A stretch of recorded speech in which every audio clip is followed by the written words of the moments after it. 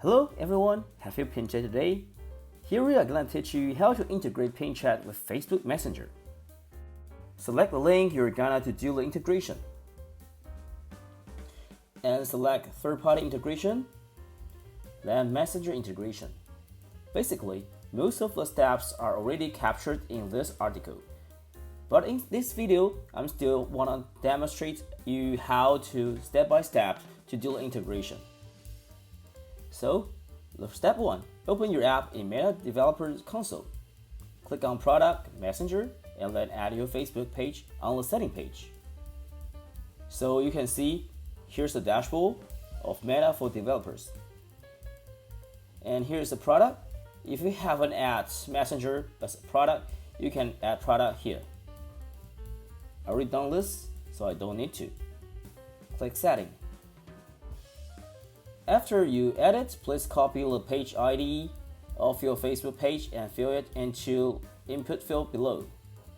So you can see, here's my page ID. Paste it.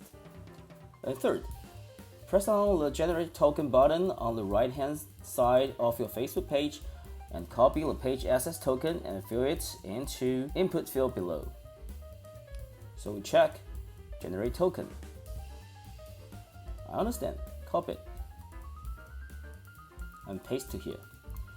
The fourth, copy this webhook URL and paste it to the callback URL in the setting area.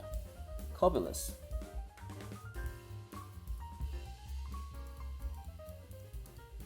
Paste it.